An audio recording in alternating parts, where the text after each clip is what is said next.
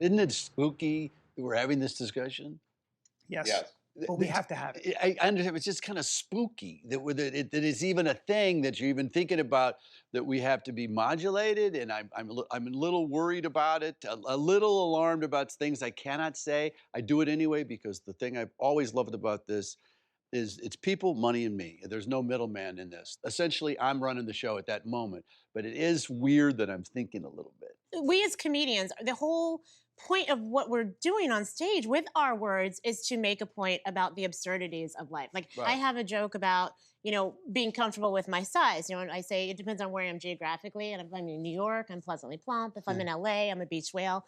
I say if I'm in the Midwest, I'm anorexic, and it's awesome. Right. And then I've had someone come up to me after a show and be like, I was bulimic in high school. And Right. I'm like, okay, calm down. That wasn't about you, first of all. It was a joke. And that's what I'm up here to do. How accountable can we be when you are in real time trying to create humor? And as I explain to people all the time, the sort of foundation of humor is negative. So if you said, "What do you think of your mother-in-law, Adam?" and I was on stage and I went, "She's a delight. Megan's a delight." We're not hearing any laugh. We're hearing laughs now because we know how absurd.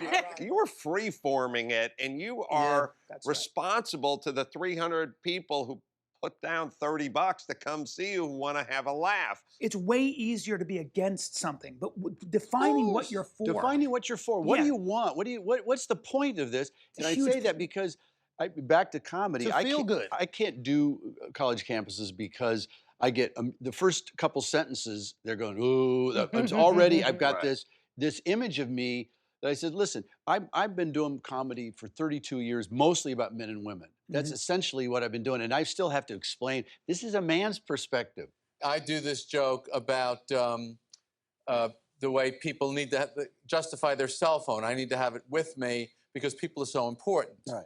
I said, well, they don't seem very important the way you scroll through them like a gay French king. Just... Well... That's very offensive to the gay French king. Well, yeah. I did this line recently in front of an audience, and comedy's where you can kind of feel like an opinion. And they thought, what do you mean gay? What are you talking about gay? What are you saying gay? What are you doing? What do you mean? And I thought, are you kidding me? I mean, we can't even... I could imagine a time, and this is a serious thing, I can imagine a time when people say, well, that's offensive to suggest that a gay person moves their hands in a flourishing motion, and you now need to apologize. I mean, there's a creepy PC thing out there that really bothers me.